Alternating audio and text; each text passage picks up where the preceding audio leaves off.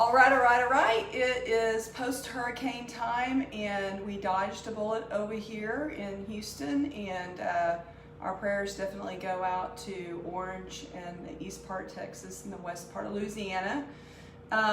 We also are having rolling blackouts here, and this is where we are so happy that we have a Generac generator that does natural gas generator. We did that after Hurricane Ike. That was in 2008, 12 years ago. That's another story as to why we did that. But anyway, we're hearing the hum of everybody's generators right now in the neighborhood, because about half of our neighborhood has the Generac. And I ran out to H-E-B today to get some of these produce items that I needed, and that's right when one of the rolling blackouts hit, and all the traffic lights went down, and so I had to go up to Kroger and Willis. Thank goodness they had electricity there, so yay. So today's mini pepper nachos, okay? And I've already kind of pre-prepped it to make it a little bit easier. First off, I've already cut the peppers in half and taken the seeds out and all that kind of stuff. And then something that the recipe doesn't call for, but I do, is I actually cook these for about 15 minutes at 350 or 375. And the recipe doesn't call for you to do that. You're just supposed to, after you stuff the peppers, you're just supposed to put them in the oven and broil them for like 5 minutes, and then they're done. Well, to me, it was like, I'm not gonna like that. I like my peppers a little bit cooked. So anyway, when I first tried the recipe and I saw that, I just did it right from the get-go, because that's one of the things I do. The other thing that I do different than the recipe is it calls for a 1/4 cup of diced fresh jalapeno, and you would saute it first in a pan and then add it to what we're gonna mix up. And I just already have the pickled jalapenos, so I went ahead, I just used the pickled jalapeno. You know, it's just easier, and I don't think I know that some people would be really big into the fresh jalapeno, but I'm not. So that's all good. So we have our canned chicken. Okay, so it calls for a 12-ounce can of low sodium chicken. So have it here.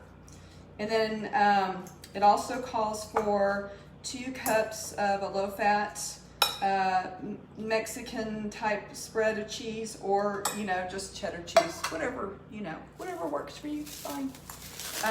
So this is a cup of the cheese. Go ahead and put that in there.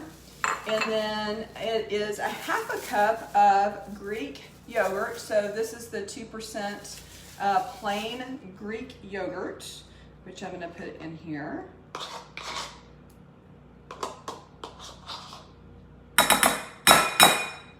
Sorry, it's a little bit loud. Then I'm gonna go ahead and add the 1/4 cup of chopped jalapeno. These are the pickled jalapenos. You could use fresh if you wanted to. It's just easy for me to do it this way. Then it calls for, so this has a little bit of a kick. So those of us raised in Texas and the Southwest and the South, just the South in general, a lot of times we eat stuff with a little bit of a kick. So it's all good. So a tablespoon of chili powder, and I'm getting down to the bottom of this. So it doesn't call for cayenne, at least.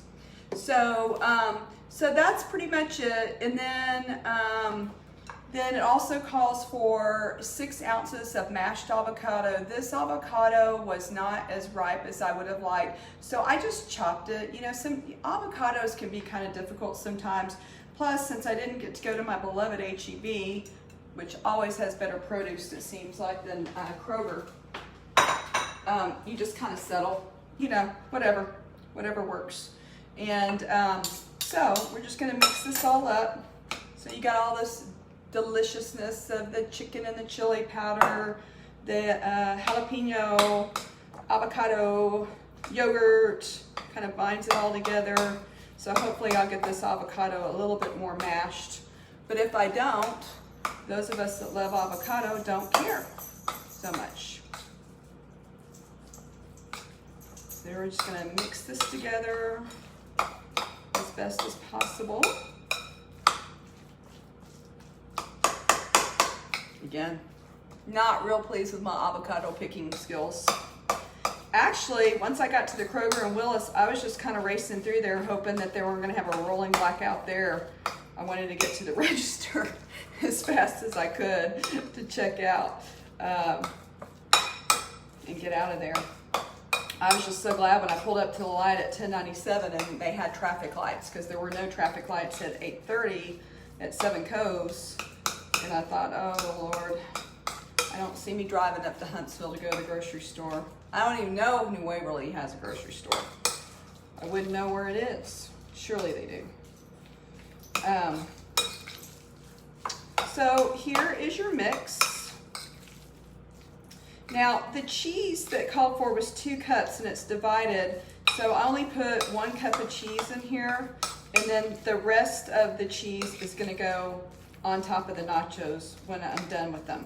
Now, one thing I've been wondering, and next time I make this, I'm gonna try, is the only thing I don't like about these mini bell peppers is they're kind of a hassle as far, they're time consuming because stuffing each one of them, I mean, it calls for 12, so that makes 24 halves.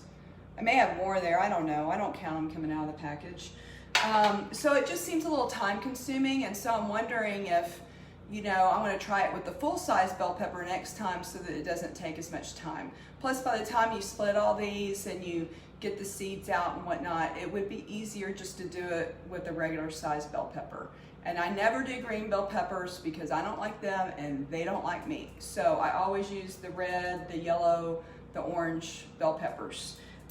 So all we're gonna do is just, I guess I need a smaller spoon. Really. These little bitty bell peppers. So all we're gonna do is take this and just put it into the bell pepper like that. And then when I'm done doing that, then I'm gonna take the remainder of that, the other cup of cheese basically, and I'm gonna sprinkle it all over it, and I'm gonna put it in the oven. And it says, let's see, we're gonna broil it until the cheese is melted. It says 2 to 4 minutes. You know, anytime you put the oven on broil, you have to watch it really, really close. So I'm not gonna bore you with stuffing all these because it'll take me several minutes, and all I'm gonna do is put this mix onto those bell peppers and take the other cup of cheese and pop it into the oven on broil. So, and I'll put a picture when I'm done, and if you want the recipe, let me know. I will send it to you. So take care, and if you're dealing with the hurricane aftermath, sending prayers your way for sure. And for everybody else, I guess we just need to have the electricity on and stay cool in this heat. Bye, y'all.